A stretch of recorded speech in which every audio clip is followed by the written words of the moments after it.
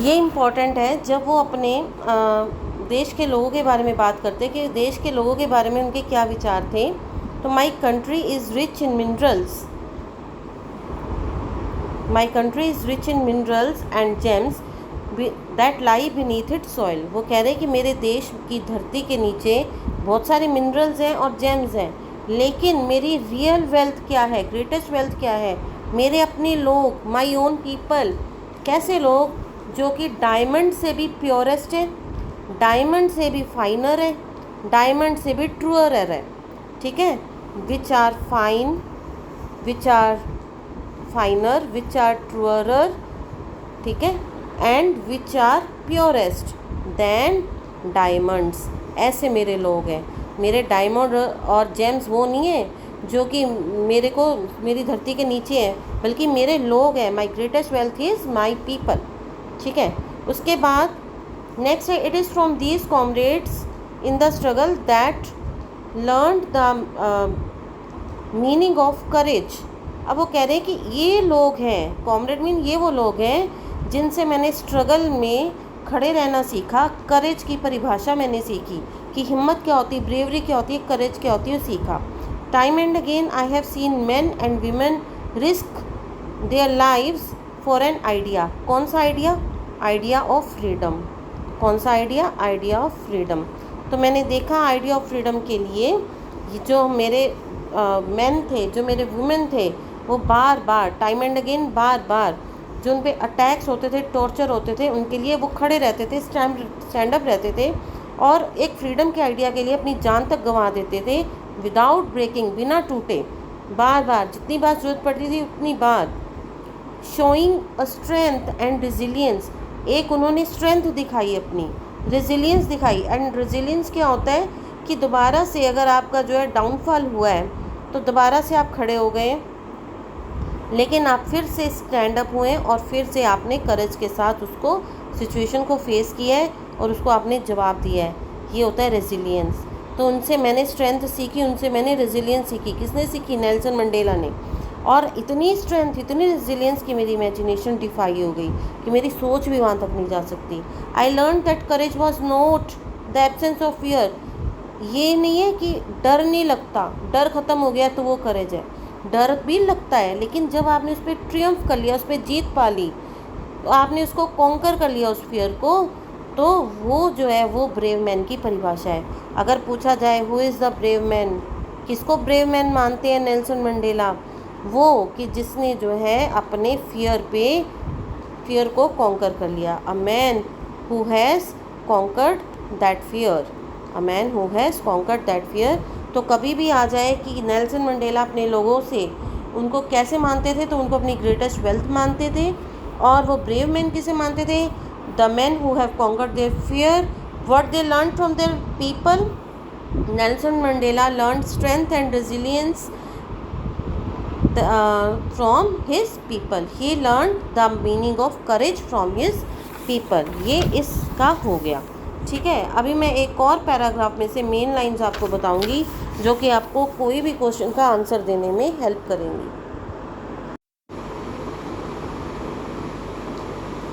अब ये देखिए, it was almost impossible for a man of my birth and colour to fulfil both of these obligation. मैंने बताया था ना, दो ऑब्लिगेशन आज समझाया था मैंने कि एक ऑब्लिगेशन टुवर्ड्स फैमिली, एक ऑब्लिगेशन टुवर्ड्स नेशन।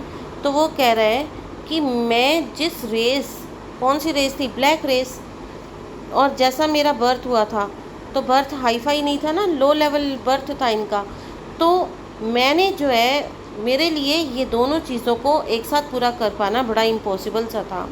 उसके बाद in South Africa a man of colour, यानी कि ब्लैक कलर, ठीक है ना, man of colour means black colour, who attempted to live as a human being, जो एक आम इंसान की तरह जीना जा रहा था, जीना चाहता था।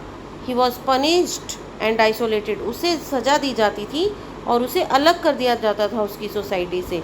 मीन्स आप स्लेव्स की तरह काम करेंगे, अगर कोई ब्लैक पर्सन स्लेव्स की तरह काम करेगा ठीक है, अगर उसने ह्यूमन बीइंग जैसे कोई भी राइट मांग लिए, अपने कोई भी अपने राइट्स की बात कर दी, तो उसे क्या किया जाता था? पनिश किया जाता था और आइसोलेट, अकेला कर दिया जाता था। ये बात होती थी। कितनी ह्यूमिलेशन वाली बात है।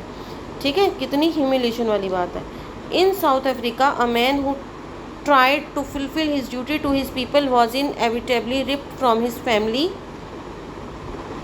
and his home and was forced to live a life apart, a twilight existence of secrecy and rebellion।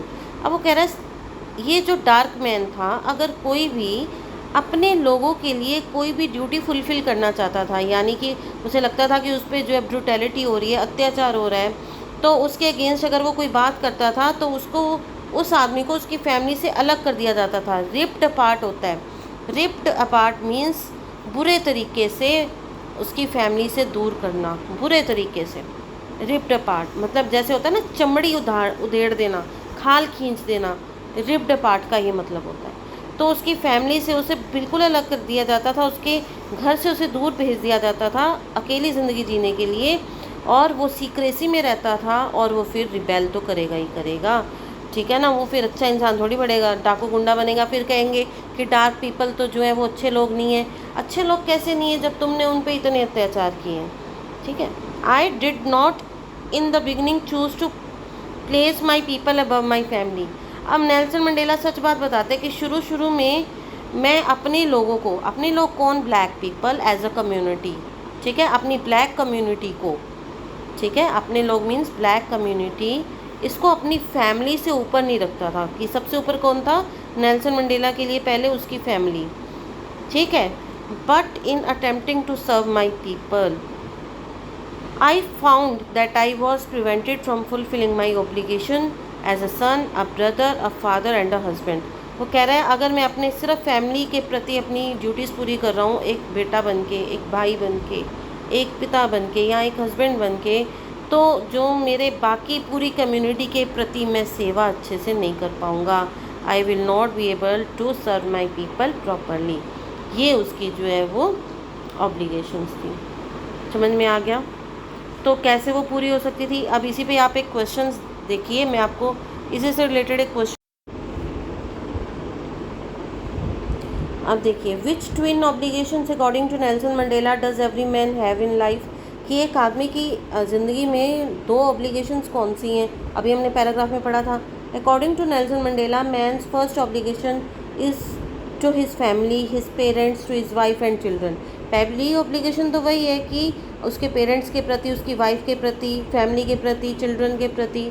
उसके बाद second obligation is to his people, his community, ठीक है, एंड हिज कंट्री, अपने लोग, अपनी कम्युनिटी, अपनी कंट्री के प्रति उसकी सेकंड ऑब्लिगेशन है। समझ में आ गई आपको? This twin obligation can be fulfilled in a civil and human society. कि अगर आपकी सोसाइटी जो है पूरा योगदान दे रही है, सब कुछ पूरा ऑर्डर तरीके में चल रहा है, एक सिविल सभ्य समाज है आपका, तब जो है आप उनका अच्छे से पालन कर सकते हैं, ठीक है। चलिए, बेस्ट ऑफ लक, अपना अच्छे से प्रिपरेशन करते रहिए, और मिलेंगे फिर और वीडियो के साथ मिड टर्म एग्ज़ाम के प्रिपरेशन के लिए। Best of luck.